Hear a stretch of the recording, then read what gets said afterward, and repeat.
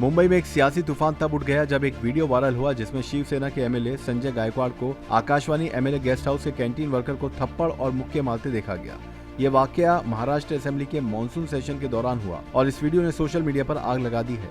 संजय गायकवाड़ ने अपनी हरकत का कोई अफसोस नहीं जताया, बल्कि अपनी इस हरकत के लिए दलील दी और कहा कि उन्हें सड़ी हुई दाल दी गई थी जिसे खाने के बाद उन्हें उल्टी आ गई, इसलिए उन्हें गुस्सा आ गया। उन्होंने कहा कि मैंने चावल, दाल और करी ऑर्डर की थी। पहले निवाला लेते ही महसूस हुआ कि कुछ ठीक नहीं है, दूसरा निवाला लेते ही उल्टी हो गई। दाल बिल्कुल सड़ चुकी थी।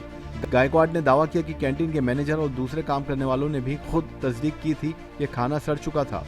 उन्होंने कहा कि अगर मेरी बात हिंदी, मराठी या अंग्रेजी में नहीं समझी गई तो मुझे अपने तरीके से रिएक्ट करना पड़ा। उन्होंने ये भी कहा कि ये पहली बार नहीं है, पहले भी वो खाने की बेहतर क्वालिटी की डिमांड कर चुके हैं, लेकिन इस हरकत के बाद हर तरफ से सियासी तनकीदों का सिलसिला शुरू हो गया है। शिवसेना उद्धव बाला ठाकरे की एमपी प्रियंका चतुर्वेदी ने कहा कि एक गरीब कामगार पर हाथ उठाना सिर्फ इस बात का नतीजा है कि वो पावर के नशे में चूर है। कांग्रेस लीडर विजय वाडेत्तीवर ने कहा कि अगर खाना खराब था तो कानूनी रास्ता अपनाया जाना चाहिए था, न कि किसी को मारना चाहिए था। ये लोग सिर्फ गरीबों को दबाना जानते हैं। जब कानून आपके साथ है तो हाथ उठाने की क्या जरूरत है।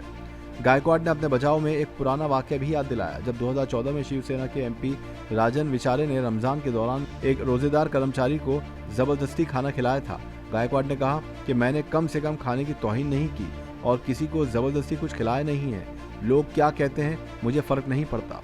शिवसेना उद्धव बाला ठाकरे के लीडर सचिन आहिर ने तो मजाक में कहा कि मसला ठीक था लेकिन तरीका गलत। सरकार से दरख्वास्त है कि गायकवाड़ को रेसलिंग का ब्रांड एम्बेसडर बना देना चाहिए।